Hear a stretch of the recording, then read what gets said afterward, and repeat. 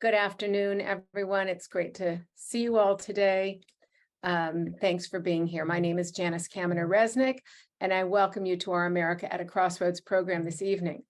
On behalf of our leadership team, Zev Yaroslavsky, Mel Levine, Rabbi Ken Chasen, and Caroline Kelly, I welcome tonight's special guest, the always interesting, award-winning New York Times journalist and best-selling author, David Brooks, and our wonderful moderator, Madeleine Brand. We thank you both for joining us tonight. We are all interested in hearing David's astute analysis of a wide range of topics, including his thoughts about his just-released book, which is on the New York Times bestseller list, How to Know a Person, the Art of Seeing Others Deeply and Being Deeply Seen, something we all have to learn about and try to put into practice. These continue to be the most difficult of times: the war in Israel, the frightening proliferation of anti-Semitism, the chaos and dysfunction of our Congress, a Supreme Court in which many have lost faith, a war in Ukraine, the upcoming presidential election year with the continued popularity of Trump despite his abhorrent conduct, and the clear threats he poses to our democracy. It is a lot. We at America at a Crossroads are trying our best to balance all of these topics as we plan our programming for the next many months. In addition to our regular programming, we will be continuing to provide the twice-monthly Israel in Crisis briefings, with the next one, Israel in Crisis briefing number 4, being this Monday, November 20th from 5 to 6 p.m. Pacific with Dennis Ross. The next Israel in Crisis briefing after that, briefing number 5, will be on Sunday, December 3rd at 10 a.m. with Yossi Klein Halevi in conversation with Rabbi Ed Feinstein. You can sign up for both of these briefings in the email you get as our program concludes tonight. It is the week before Thanksgiving, and even when times are tough, or maybe especially when times are tough, we remember the value and power of being grateful and optimistic. I will try hard to channel our beloved David Lehrer of blessed memory, who always searched for and found rays of positivity and light in almost every situation. Yesterday, perhaps some of you were at the DC rally for Israel. I sadly was not able to be present, but I watched the entire 3.5-hour program on YouTube. What struck me is that there seemed to be a sense of joy among the crowd, joy of being part of a loving community. The program was replete with songs and words of love and prayers for peace. Even the voices of the families of the hostages who spoke had the strength to powerfully deliver their message of hope, even while steeped in unfathomable and unimaginable grief and fear. So I am thankful for our resolve to use the power we each have, the power to use our voices, our brains, our pocketbooks, and our bodies to pursue justice and truth, to pursue democracy and accountability here and in Israel, and to resist those who pursue authoritarianism and who abuse power for their own personal advantage. I am thankful for our resolve and also for our resilience, grateful that we are imbued with the capacity to relentlessly pursue justice. And I think all of us are grateful for, indeed ready to fight for, our American democracy. That is why we created this America at a Crossroads series to begin with, and that is why we commit to continuing our weekly programming. Our goal has always been and continues to be to energize, educate, and inspire our audience to engage fully in the battle to preserve our democracy. It is that democracy and its promise of equality, fairness, justice, and accountability which brought our forebears to America, and it is those same ideals which provide promise of a positive future for our children and theirs. Those are my thoughts for this fraught Thanksgiving 2023, and I thank you for letting me share those thoughts with you on behalf of our leadership team. Now I would like to introduce Madeleine Brand, who is well known to our audience. She is a beloved broadcast journalist, host of Press Play on KCRW, one of LA's 2 NPR stations. She has received tons of awards and is outstanding in all respects. But I will let you see for yourself how wonderful she is. Madeleine? Janice, thank you. You are wonderful, and thank you for that wonderful introduction and your thoughts as we head into this holiday period. I'm excited to talk to David Brooks. He has recently been on my show, but I'm happy to have him back in my crosshairs for a much longer conversation. David, as you probably all know, is a columnist for the New York Times, a contributor to The Atlantic, and a commentator on the PBS NewsHour, and founder and chair of Weave, that is the Social Fabric Project. So maybe we'll hear more about that. He's the author of numerous books, including The Second Mountain, The Road to Character, and The Social Animal, The Hidden Sources of Love, Character, and Achievement, all #1 New York Times bestsellers. His latest book is also a #1 bestseller, and it is called How to Know a Person, The Art of Seeing Others Deeply and Being Deeply Seen. Here it is. David Brooks also taught at Yale and Duke and now teaches at the University of Chicago. Welcome. Oh, it's good to be here. And I should say I appear tonight appreciating the memory of David Lair, one of the guys I've got to know over the years, and a wonderful humanitarian and wonderful human being. I just want to pay tribute to what a great example he set in helping create, among other things, this amazing institution. I miss him a lot. And it's great that we can continue doing this in his spirit. He would have not wanted anything but this to continue. So I'm very glad to be here with you. So let's get to it. And even though you write a lot about politics, this book isn't primarily about the political divide. It's about helping people become better communicators and better listeners. And by doing so, becoming better humans, if I may encapsulate the thesis of your book. But there is a link between personal development and political improvement. And you argue that we are not good at listening to each other. And that means, on a one-on-one basis. And that means we can't communicate in a broader basis across the political divide. Was it always thus, or is this a fairly new phenomenon? I somehow think we've gotten worse. Partly we evolved to live in bands of 150 people, sort of like ourselves, and now we find ourselves living in these amazingly wonderful, diverse communities. But our social skills are not adequate to the societies we live in. And so even the last couple of weeks, I'm on book tour now. I'm in Santa Monica, and I find myself at a coffee shop, and I'm scrolling through Twitter. And what I'm seeing are images of death and destruction in Israel. I'm seeing hate, frankly, on American college campuses. And it's just a dehumanizing time. It's a time when people are reduced to labels, where the Israelis who were killed on October 7th were literally dehumanized, raped, murdered, children killed, put in ovens. And that is the ultimate form of dehumanization. But in this country, we're seeing similar forms of dehumanization. And that's people, anti-Semitism rising on campus, Jews on campuses feeling unsafe. And how is this happening? How is this brutalizing effect of our culture raining down upon us? And so I'm in a coffee shop or in a bar late at night, scrolling through all this and getting very dispirited. And one night I was scrolling through all this and I came across a little video of James Baldwin giving an interview probably in the early 1960s. And he says, when you walk down the street, you always have to remember that person you see could be you. That could be you. You could be that person. And what I saw in Baldwin is a guy who's saying, despite all the dehumanization that he faced because of his race, that he was still trying to make that human connection, still trying to understand every person he meet and giving them their dignity and trying to understand what they're going through and what their life is like. And so that's defiant humanism in the face of dehumanizing brutality. And I hope to think that my book is a little volley in support of that direction, that despite all the brutality around us, it's not naive to lead with curiosity. It's not naive to lead with respect. And it's the most effective thing we can do right now is try to see each other across lines of difference, across political disagreements, across stereotype, and see the precious human being. And so the book is really walking people through the steps of how do you get to know somebody from the very first second you meet them, to just small talk and hanging around, to having a great conversation, to sitting with someone who's depressed, to talking to someone who may hate your political views. How do you do all that? And I think one of the things we don't have, Madeleine, is the skills to be human to each other. And so I spent 4 years trying to learn these skills. Believe me, I'm not naturally good at this stuff, but I tried to learn the skills and I tried to pass them along in the book.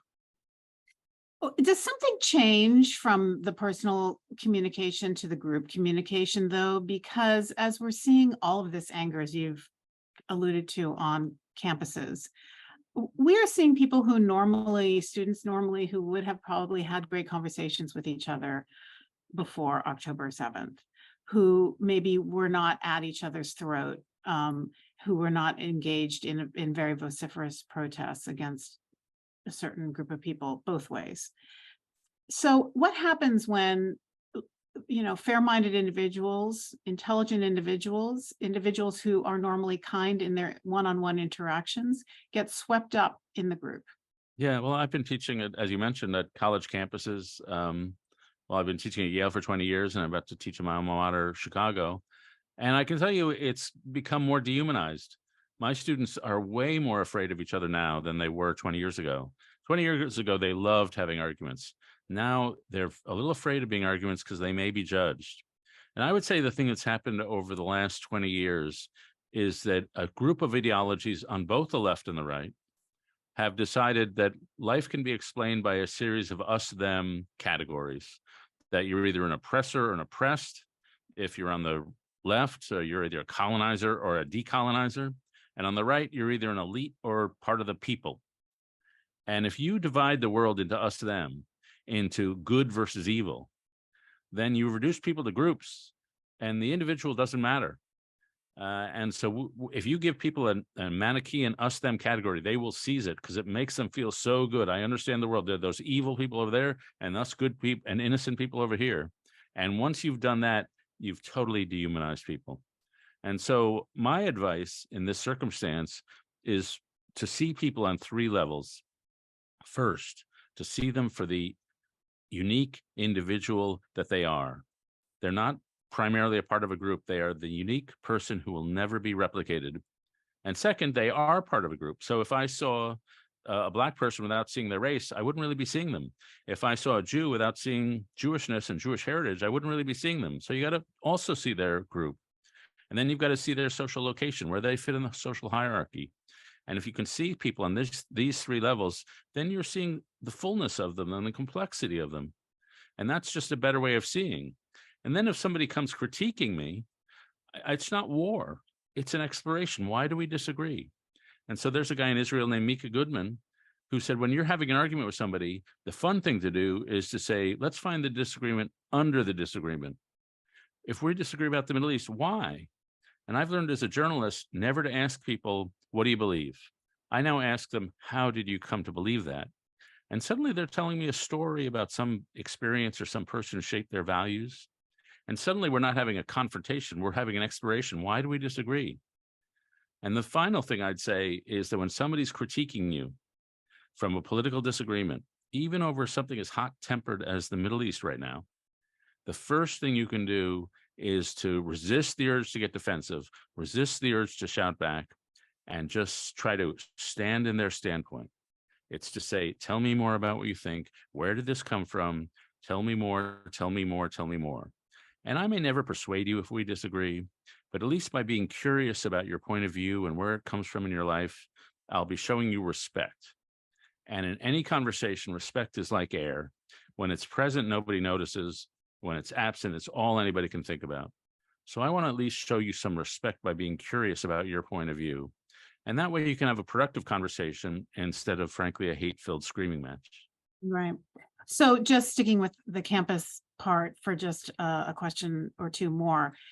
I'm wondering what you think campus administrators should do. We just learned of a big protest at Columbia because the university there suspended 2 pro-Palestinian student groups, and lots of professors walked out in protest, saying that their free speech rights have been violated, and they are really angry about that.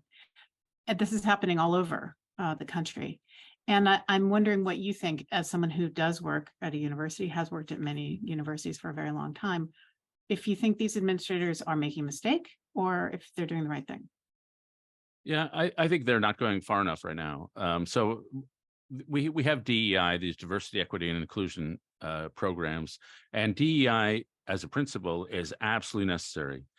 Diversity, my campuses, the students I teach, they come from all races now, thank God. They come from all parts of the world. If you looked around my classroom, you might see 50% of the students are American, the rest of them all over the world. And so it's an amazing diversity. The problem with a lot of DEI programs, they're not only about diversity, equity, inclusion, which is fantastic. They're trying to smuggle in my view, a political ideology that says that we shouldn't emphasize what we have in common as human beings. We should emphasize our differences. It's a political ideology that says every human relationship can be seen as a struggle of power between the oppressor and the oppressed. And the oppressor is always evil and the oppressed is always innocent. And so there's a whole set of ideas. Another idea which I really object to is the idea that human communication is limited. If you're a part of a different group, I can never understand your lived experience, and you can never articulate your lived experience to me. So there's always a barrier between people. These, to me, are dehumanizing ideas that, as a friend of mine, Eboo Patel, who leads something called Interfaith America, which creates these interreligious dialogues on campuses. And he says this ideology that's sometimes smuggled into DEI, it demonizes, it divides, and it dehumanizes. And so he's noticed over the years he's been doing Interfaith America that students are less willing to see each other. And the response, Eboo says, is to lead with pluralism. And pluralism says campus life is not going to be a battleground. Campus life is going to be a potluck dinner where we all bring something to the table. And so he believes that pluralism is about cooperation and respect, and that what the job of the university in times like these is to get people across religious and ethnic and other kind of differences to work together. Because if they're going to get a job in the world, you've got to be able to work with people unlike you. And so in my view, what the university needs to do foundationally is to switch from this, what you might call woke, or whatever you want to call it, identity politics version of DEI, to a pluralistic version of DEI, which is about cooperation and respect and working together. And that will take away a lot of the vicious us-them ethos that's now on campus. Mm-hmm. And then the final thing, Madeleine, I'd say, apropos of Columbia, what's happened to Columbia, conversations require boundaries. And it would be great if we could talk to the world and we could just like peer into their eyes, get to know them, and we could all live la-di-da like that after that. But the people in Hamas, look, I covered the Middle East. The people in Hamas are beyond the realm of trustworthiness. The people in Hamas are not somebody you can peer into their eyes, make nice at them, and they're suddenly going to like you. Anti-Semitism is bred into their ideology and the choices they've made. And on a much lower level, frankly, I could be nice to Donald Trump. That doesn't mean Donald Trump is going to suddenly turn into a sweet and loving and respectful human being. And so in my view, to have good conversation, to have good community, there have to be boundaries. And people who are celebrating the mass murder and mass rape of Israelis, to me, have put themselves outside the boundaries. And that doesn't mean everybody who's protesting is outside the boundaries. I find once you speak to people with respect, you can really have good conversations, even though you don't think you're going to be able to. But in my view, there are some student groups that have embodied a form of support for terrorism that, at least for the time being, puts them beyond the boundaries of being part of in a community with ourselves. But isn't this also part of what you were talking about how your students are afraid to say anything because they're afraid they're going to be attacked? If they say that they support the Palestinians, for example, and are against what Israel is doing in Gaza, and then they are told, well, you can't hold these protests on campus, isn't that a form of silencing them? Yeah, no, and that would be if you. I hate the question pollsters ask: are you pro-Israeli or pro-Palestinian? I've been in the Middle East. My son served in the IDF. I'm pro both. I've been in many homes of Palestinians in the West Bank and have had wonderful conversations, wonderful dinners. I found them extremely gracious. And so, if you want to tell me that Israeli policy toward the Middle East, toward the West Bank, or toward the Palestinian Authority, toward Fatah is wrong, there would be a lot of ways I would agree with you, and that's totally legitimate. If you want to say the Israeli withdrawal from Gaza is a mistake, or if you want to tell me the Israeli military strategy in Gaza right now is a mistake, totally legitimate, totally legitimate. And so silencing groups who say that kind of stuff is completely wrong. I think, to me, what has among the 1,000 things that have saddened me over the past month and a bit is the distinction between Fatah, the Palestinian Authority, and Hamas. That distinction has been elided in the minds of many people. Now Hamas is leading the Palestinians. And I don't believe Hamas represents the Palestinians. And Meanwhile, Fatah, a Palestinian entity that has recognized the state of Israel, that has been involved in peace negotiations for many decades, they're suddenly sidelined, and I get the sense that some young people don't even know they exist. And so, to me, the fact that suddenly if you're pro-Palestinian, you have to be pro-Hamas, that to me is outrageous. And so, to be pro-Palestinian, you absolutely have the right to protest, but to support an organization that really does believe in genocidal violence against Jews, that to me is beyond the pale. So I guess I'm wondering how you force people, if you can, in fact, force people to listen to you when they are determined not to, when they are so wedded to their particular point of view, and they are very impassioned. And it's not just in this dispute, but in many, many disputes. And you want to be the sort of the sane explainer, interlocutor, whatever. You're the one who's willing to listen, but the other person is not. How can you convince them to listen to what you have to say? Or can't you? Yeah. My book is so powerful, anybody would be convinced. No, I'm kidding. In the book, I make the distinction between illuminators and diminishers. And diminishers are people who are not curious about you. They make you feel invisible, unseen. And they stereotype. They do something called stacking, which is, I know one fact about you, and therefore I make a whole bunch of assumptions about you. They never ask questions. I sometimes leave a party and I think, that whole time nobody asked me a question. And so those are diminishers. And illuminators are people who are curious about you. They want to know your life story. They create a hospitable atmosphere where you can tell them about your childhood and all these things. And then you leave them thinking, I really feel seen by that person. And just one quick story of an illuminator. There was a story told about Jenny Jerome, who was later would become mother of Winston Churchill. But as a young woman, she's living in Victorian England, and she goes out to dinner with William Gladstone.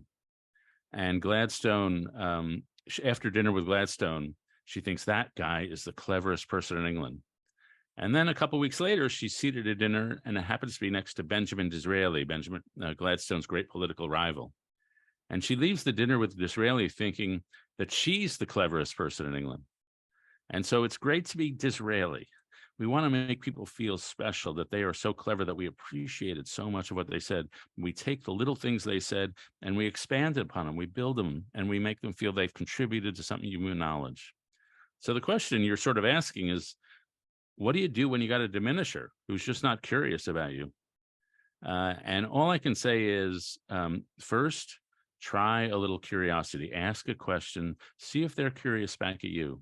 Second, lead with a little vulnerability.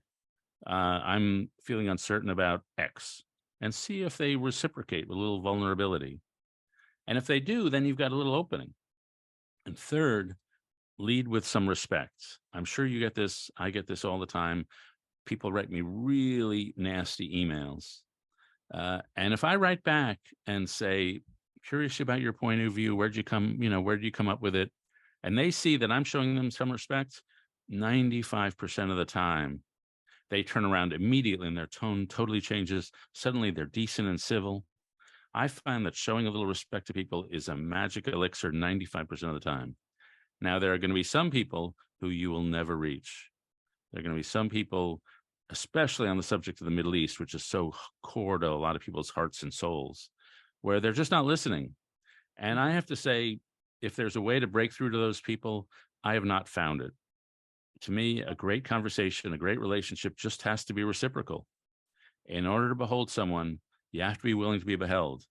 And some people just go through life with their walls up. And personally, I have not found a way to batter through those walls, even after 4 years of working on this book of how to be a great conversationalist, how to be a great listener, how do you understand another person. If they have their walls up, that's their choice. And I haven't found a way to tear down those walls. This has been obviously a sociological journey, political journey, an investigation into the human mind for you, but it's also been a personal journey into your own mind. And you write at the beginning of the book that you were told as a child growing up in Canada, think Yiddish, act British.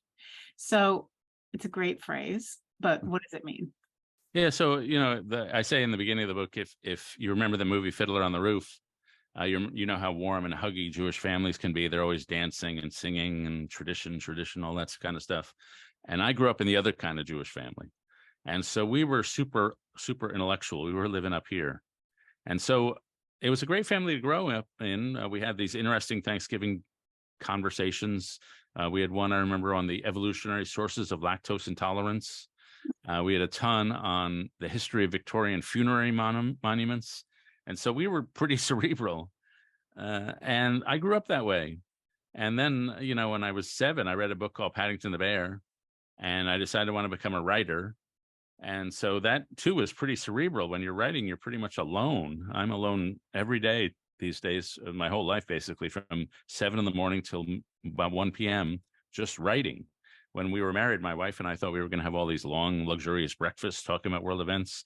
But I really don't talk to another human being till I've written 1,000 words. That's just my life.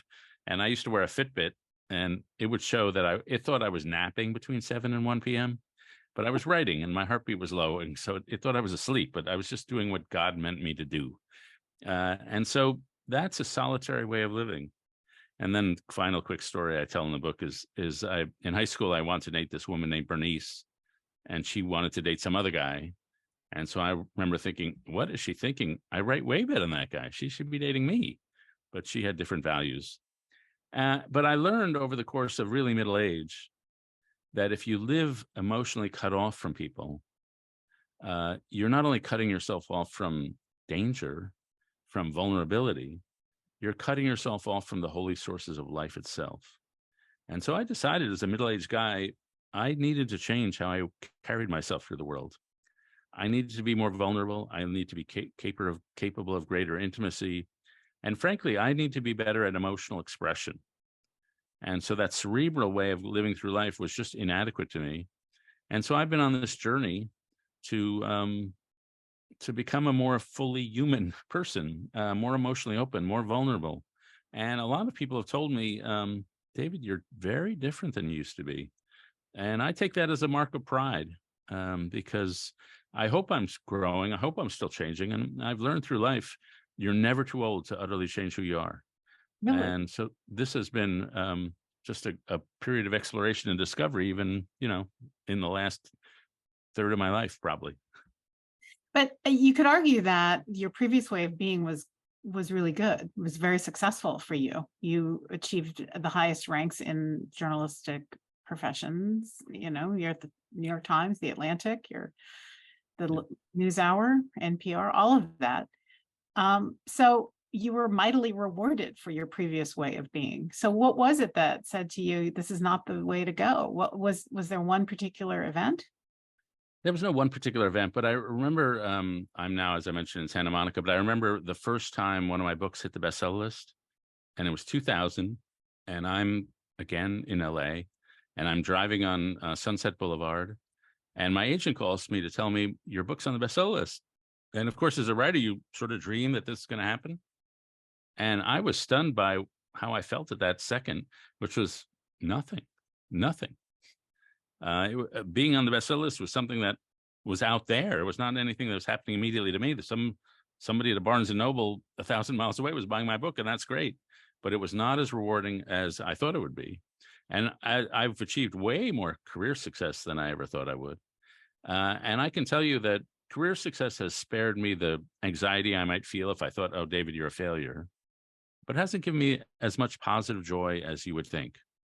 And worse, it led to this phenomenon, and I wrote about this before, which is around 10 years ago. My kids are going away to school. My marriage is dissolving.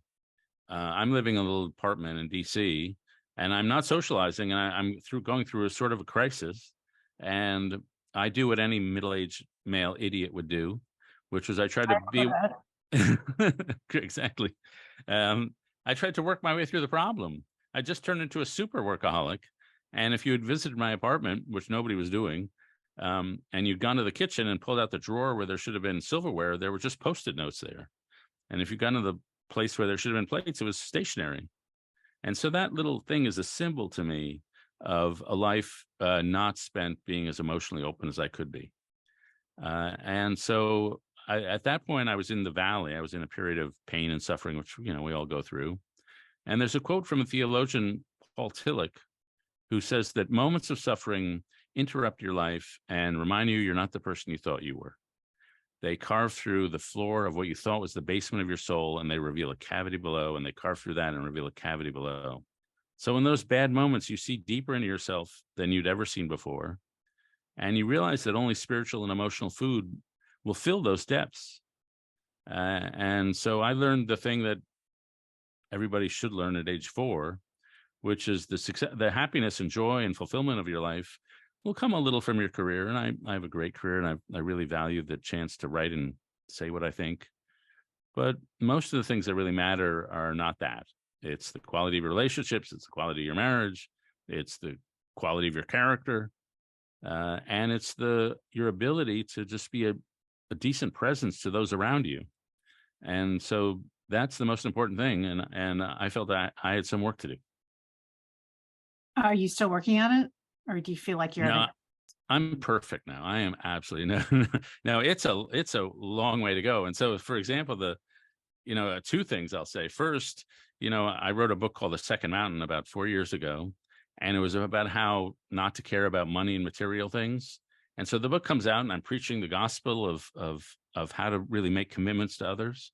I'm still checking my Amazon ranking every day. And so I clearly have not grown up into the world where I've truly renounced worldly success. And now I've spent 4 years on how to understand the people around you. That's been my research focus. How do I understand the people around me? When I meet somebody, how do I understand them? If they're my student, if they're my spouse, if they're my kid, if they're a neighbor, if they're a political interlocutor, how do I understand what's going on in their head? And so you'd think by now, after 4 years of this, talking to experts, and I talk to actors, biographers, teachers, therapists, all these people who are good at seeing into the eyes of others, you'd think I'd be a regular old Sigmund Freud. I'd be able to pierce your eyes and see into the depths of your soul. But, if you and I went out to dinner or lunch or something like that, I'd have a few glasses of wine, and then I'd start blabbing stupid stories about myself. And so the ego would take over. And so I've got a long way to go, even on the subject that I've spent 4 years researching. Mm. Well, you quote Iris Murdoch, the great British writer and philosopher, as saying that morality is about daily activity, how you pay attention to others every day. That's what morality is. So what does that look like? Well, let's start with Iris Murdoch. She's a novelist and philosopher, and she spent a lot of time focusing on attention. And so this is the first stage of getting to know someone. Whenever we meet someone, there's some questions going on in our head unconsciously. Am I a person to this person? Am I a priority to this person? Are they going to respect me? And the answer to those questions will be expressed in your gaze before any words come out of your mouth. Are you warm? Are you respectful? Are you looking them in the eye? And so I tell this story in a book. I'm in Waco, Texas, and I'm having breakfast with a 93-year-old lady named LaRue Dorsey. And LaRue Dorsey presents herself to me as a strict disciplinarian. She's tough, drill sergeant. She'd been a teacher much of her career. And she said, I loved my students enough to discipline them.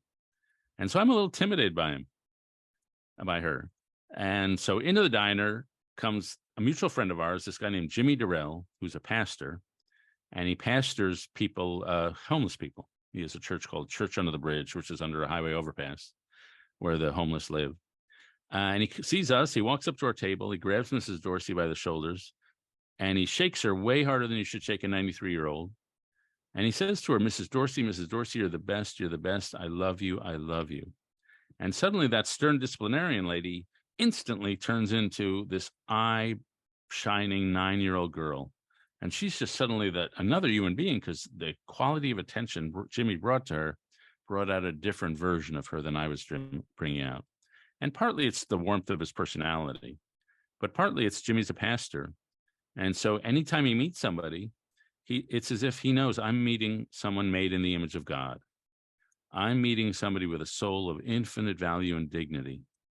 And so I'm going to shine a brightness of care upon them that is full of reverence and respect. And you could be Christian, Jewish, Muslim, Buddhist, whatever, atheist, agnostic, but seeing each person you meet with that quality of respect is an absolute precondition for knowing them well.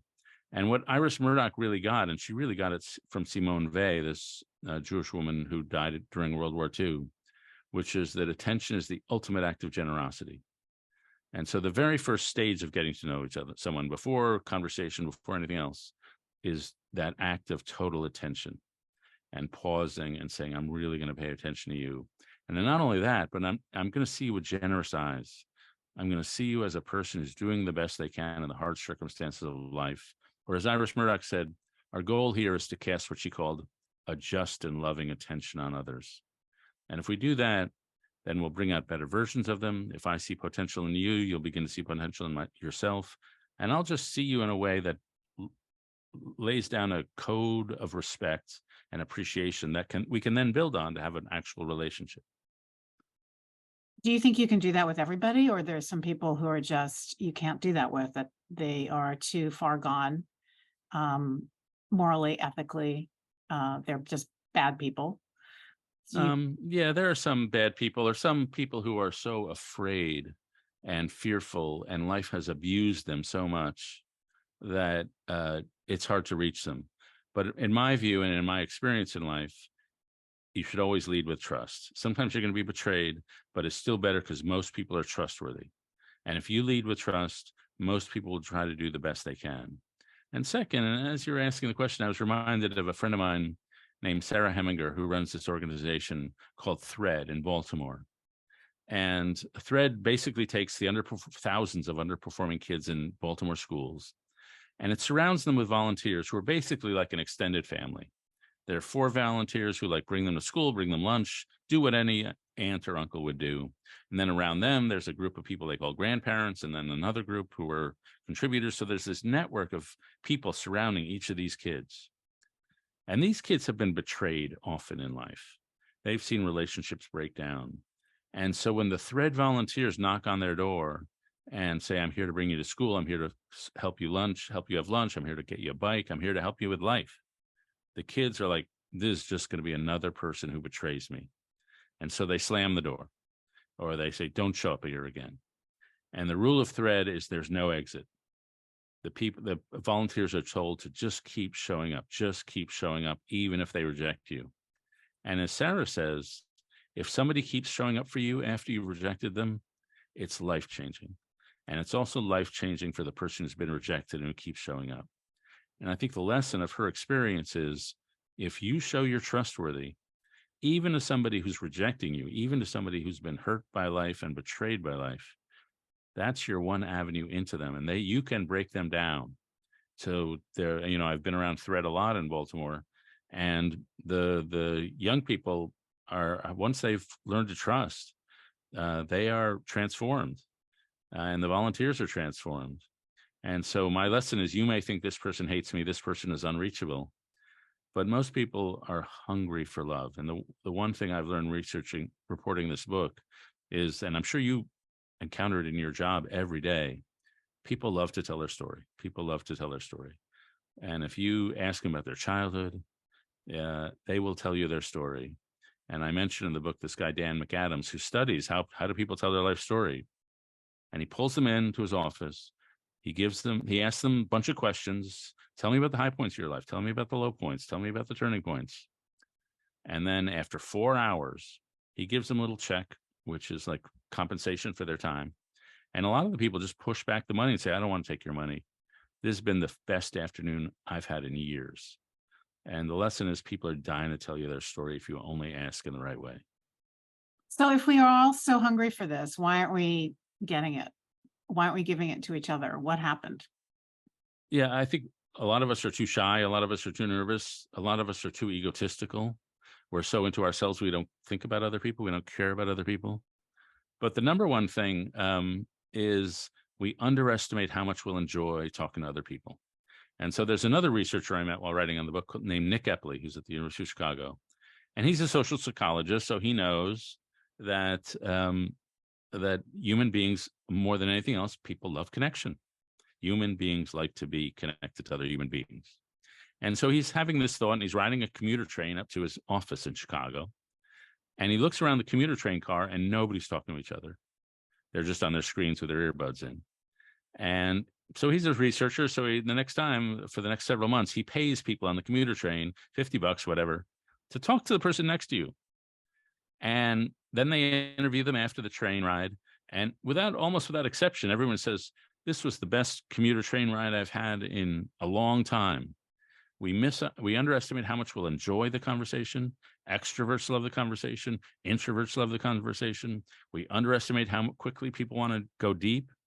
And so one of the small ways that writing this book has changed my life is I'm way more likely to talk to people next to me on a train or on a plane or on a bus, not on the New York subway. I don't do that. I keep quiet then.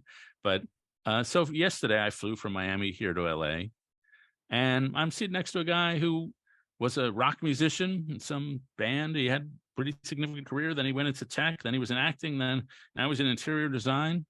And before, he would have just been some guy with tattoos sitting next to me on a plane. But we had a great conversation, and I'll remember that guy for a long time. And it was super fun. I can't remember what book I was reading, what book that interrupted, but I had a way better plane ride than I would have had if we hadn't actually had a conversation. It was fun. Yeah. Well, I think that speaks to, there's that hunger, and it was disrupted a lot during the pandemic. Mhm. We're having this conversation now, and I feel like we're having a real conversation, the two of us, but of course we're mediated by technology. And so I'm wondering how you look at technology now as a way. It's not all bad, right? Because we can do this, and thousands of people are listening to this conversation, hopefully enjoying it. But at the same time, it's isolating. You're in your hotel room, I'm in my house, everyone else is where they are. We aren't actually physically together. And that's a difference. There is a difference. So I'm wondering how you look at that. Yeah, there is a difference. I just today read a study, because I read studies, that's what I do. And it was about religious congregations and people who meet physically at a religious congregation. They have trust, they have community, they have really much tighter bonds, and a lot of their social anxiety goes down. There's all sorts of positive effects to being a part of a religious congregation. And sometimes it's not even belief in God. Sometimes it's just being in a community. But one of the findings of this study was a lot of those benefits did not happen when the churches or synagogues or mosques met online. Mm-hmm. And so you're right, there's something different about meeting face to face. And I don't want to gross everybody out, but we are mammals, so we smell each other. And if we're not smelling, I read somewhere that people who lose their sense of smell suffer a greater emotional deterioration than people who lose their sight or their hearing. Because there's a lot that's going on unconsciously that it's how we relate to each other as mammals. And so I do think there's a loss. I think there's not a total loss. I was having a conversation with a woman I know, and she's probably in her 40s, and she's in the middle of a relationship, a long distance relationship. She's just starting. And I asked her, have you FaceTimed with him yet? And she's like, oh no, we're not that close yet. Like, FaceTime is clear. It's weirdly, and I found this in my own life, weirdly intimate. It is. I don't like when neighbors or like strangers or just casual friends FaceTime me. It's like, whoa, we're right here. And so I haven't totally lost faith. Yeah, I haven't totally lost faith in technology. And during COVID, it was way better than nothing. And I hate to think what COVID would have been like if I hadn't been able to be part of this community and be part of a lot of different online communities. And I will say, radio is somehow the tone of a voice. You really can feel a closeness to a person if you listen to the tone of voice. I'm friends with a guy named Robert Siegel, NPR Hall of Famer. And I remember just the tone before I got to do it, All Things Considered, just the tone of his voice. And for you or Warren Olney who's in the community, like they become weirdly friends. And so I don't minimize the power of broadcast or online. Bit of a one-way relationship. You have to. It is a bit of a one-way relationship. Maybe that's the problem. Yeah. A little parasocial. Yeah. So do you think there's something unique about American culture, its individualism, its emphasis on personal success that makes it more difficult to communicate? Our identity is that Americans are friendly and that we help each other. Do other cultures do this better, worse? I'd say other cultures are way more communal. than we are. We're pretty individualistic. And just one quick example. So I'm teaching at Yale, and I'm sitting one day with some of my students, and we're just talking about what are you going to, what's your career and trajectory over the next your life. And a lot of the American students start talking about what they're going to do and what their hopes are and the career trajectory they're planning on. And then there's a woman named Zara from Ghana. And Zara says, well, it's not all up to me. There's a whole village that got me here, and the village and I will decide together what we're going to do. And so that's just a very communal way of living. And I would say, if you look at the world's populations, we're pretty much the most individualistic society. There may be some others that are equally individualistic, but, even Israel, which, a lot of similarities between the US and Israel is way more communal than we are. A couple told me a story. They were living in San Diego, and they're Israeli, but they were living in the States. And the husband was on a business trip, and the wife was on the call, checking in at the end of the day. And she goes to check in on their 4-year-old boy, and she can't find him. He's not in the bed. So she's running around. Where'd he go? She checks the bottom of the pool like she's terrified. And she starts running up and down the neighborhood, screaming out his name. And she sees some lights come on, but nobody comes out. And then she goes back inside, and finally she finds him. The kid has built a little fort out of the sofa cushions in the living room. He's asleep in his little fort. And the next day she's walking down the neighborhood, and a couple of the neighbors said, you were running up and down the street screaming your kid's name. What was all that all about? And she's like, in Israel, people would have been out on their street in their underwear to help find the kid. And she's like, what's wrong with you Americans? And I don't think that's totally typical. I hope we're not like that all the time, but we're pretty individualistic. And so that makes us vulnerable to social disruption. And so there's social media. I think that plays a big role, but social media is everywhere in the world. And social isolation is way worse here than other places around the world. Mm-hmm. And so one of the personal cause for the book I've already talked about, but the social cause is the breakdown in our social fabric, the rise of depression, the rise in suicide. The statistic that really gets me is the number of Americans who say they have no close personal friends has gone up by 4 times since 2000. And so we're in a relational breakdown. And if we're going to get better at building connection, building relationships, being less lonely, sad, and mean, we've got to get better at these skills of knowing how to do a social interaction. Okay, so let's say I'm starting at 0 when it comes to my ability to interact socially. What do I do? Well, first, you're not starting at 0, because I've been on your program, and you're a professional conversationalist. Well, I would say the first thing to do is get fantastic at conversation. And so I'll share, in the book, I collect all these tips on how to be a better conversationalist. And you're the pro and I'm not, but some of the tips I thought were useful to me were like, treat attention as an on-off switch, not a dimmer. So make your attention 100% when you're with someone, or 0%, not 60%. Another one was, don't be a topper. That if you tell me a story about your teenage kid you're having trouble with, my instinct sometimes to say, oh, I know what you're going through. I'm having trouble with my Tommy. And that sounds like I'm trying to relate to you. But what I'm really doing is taking the conversation out of you, and let's direct the conversation onto me. So that's called being a topper.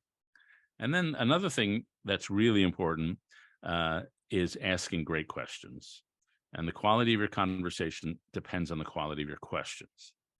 And so I tell a story in the book about a woman I know who teaches 7th grade boys how to ask great questions. And they don't need it. Kids are phenomenal at question asking. And so the story she tells, it's the first day of class. And she says, okay, I'm going to sit here. You ask me anything, I'll give you an honest answer. So the first boy says, are you married? She says, no. Second boy says, are you divorced? She says, yes. Third boy says, do you still love him? She's like, whoa, and tears come to her eyes. And the fourth boy says, does he know you still love him? The fifth boy says, do your kids know? And they're like going for it. And so those are great questions. Those are like big questions. And I find that we're too timid in asking big questions. So if you ask people, if the next 5 years are a chapter in your life, what's the chapter about? That's the start. That's going to be the start of a great conversation. I was at a dinner party and I asked the table of something my wife was afraid would be a pretentious question, but it worked out, which was, how do your ancestors show up in your life? And so there was one couple that was Dutch, and they talked about their Dutch heritage, and there was a Black couple, and they talked about their African-American heritage. I talked about 5,000 years of Jewish history and how it's formed the way I see the world, the way I act in the world. And we're all sort of speculating, but we got to know each other better. And we had a great conversation. And one of the goals here is to take what could be average conversations that we'll forget in 10 minutes and turn them into great conversations where we leave feeling, not only do I understand them better, but I understand myself better. And so get really great at asking questions. I don't need to preach that to you. That's my job. Okay, speaking of questions, we have a lot from the audience, so let me get to a couple of them here. Gary Casimir asks, don't you think that social media has forced the separation of people's communications from face-to-face to this shouting at each other via electronic media? Yeah, I think the first problem I have with social media is that it's judgment everywhere and understanding nowhere. People are just not generous to each other on social media. It's just too easy to be bashing. I wouldn't, I've occasionally tried to tell a joke on Twitter and always regretted it, because when you tell a joke, you're leaving yourself open, vulnerable. The second problem with social media is we're always in broadcast mode. We're in performance mode. Whereas to me, wisdom is not about saying the clever thing. Wisdom is receiving someone as they tell you their story and pushing them along. And so the capacity to really hear someone. And one of the things I've learned over life is that you're just as likely to persuade somebody by listening to them as you are by talking to them. And so if you're going to try to persuade somebody, if you're going to try to change somebody, you have to make them feel understood before they will change. And so social media is all broadcast mode, and it's not a reciprocal, oh, I understand you. Do you engage with your detractors on social media, or do you ignore them? I'm not that strong. No, when I first got this job, I got this job in 2003, so 20 years ago. And they used to put our emails on the bottom of the columns. And so after like 6 months of the job, I had 290,000 emails. And the key message of them was, Paul Krugman is great, you suck. And so like I would read through all the emails and I would get so depressed because they were really effectively at attacking me. And so I said, I can't read these anymore. I made my assistant read them, and he got really depressed. And so now I engage when I can, but often it's just too psychologically damaging to really get into fights with people who are trying to get into fights with you. Yeah. All right. Let's see. Someone asks, Tom Caston asks, did you have help to understand yourself better or guide you as you tried to get more emotionally involved? Yeah, well, I had tons of help, and I'm a little suspicious of introspection. And most of the researchers that I interviewed are suspicious of introspection. And that's because when we're trying to introspect, one of the things we do is we either settle for the easy answer or we're not fully honest with ourselves. And sometimes you need a friend who's, you're telling your story and the friend says, well, aren't you leaving that out? And frankly, a lot of the time, like when I'm telling my life story, I'm going to organize my story into a plot. And all of us do this. We pick a plot in the culture and we assign it to ourselves. And so some people pick the rags to riches story. They tell their story as I was poor, I made it. Other people tell the overcoming the monster story. I had an abusive parent, or I suffered from alcoholism. I triumphed. I overcame the monster. I tell a redemption story mixed with the Genesis story. And so my Genesis story is I've started here in bondage and I'm trying to improve through the course of my life to get to the promised land. And the second story I tell, which is very common in American culture, is a redemption story. I was doing okay. I suffered from some things. I came back better. That's redemption. And a lot of us Americans tell a redemption story, but I'm not going to tell my story until somebody asks me. I'm not going to go thinking about, oh, what's my life story? It's usually only when somebody asks me. And so I need to be in that conversation to even just tell the story. And if you or I ask people their life story, we're not only engaging in something that's interesting, we're giving them the chance to really construct their life story in front of us and come up with a story for who they are. And we're in LA, so I should mention Lori Gottlieb, a therapist who lives here, who wrote a great book called Maybe You Should Talk to Someone, I think. I'm trying to remember the name of that book. And she says what therapists are story editors, that people come to therapy because their story isn't working. often because they get their causation wrong. They blame other people for things that are their fault, and they blame themselves for things that are not their fault. So what a therapist does, and what a friend can do, is say, well, let's go back over that story. Was that really accurate? Was that who you really are? And so I have certainly needed a lot of other people to help be my story editors. Let's see. So many good questions here, as a matter of fact. It's hard to choose them. Okay, several people have asked, how can we see Hamas as other than evil? How can we see the current government of Iran as anything but evil? We know that all Iranians and all Palestinians are not evil, but surely we need to acknowledge that Hamas is. Adolf Hitler, Pol Pot, and others were pure evil. Okay, I guess that's not a question, but I guess the first question is, how can we see Hamas as other than evil, even if it's made up of people that if maybe you get in a conversation with some members of them, you would find their humanity. Yeah. So there are some people who are just, I hesitate to cast. I think, we're told in Torah, everybody's made in the image of God. I believe that. But some people have disqualified themselves from let's say, the realms of civilized conduct. And if you're doing mass murder, mass rape, all that kind of stuff, you've put yourself beyond that realm. And so there are a lot of people in the world like that. But in my view, there are more people than you would think who are not. And so in the Middle East, it's super hard to tell the difference. And let me tell you a story. This was years ago, and I'm covering the Middle East. And I go over to a group of Jordanians. I go over to their home, and they're mostly elderly people. And they've gathered in one of the homes in their neighborhood. And a couple of them, they were very esteemed and privileged. They were, I think a couple were on the Jordanian Supreme Court, something like that. And in true Arab fashion, the gracious hospitality was overwhelming. And I remember the granddaughters came up and kissed us, and the dinner was wonderful.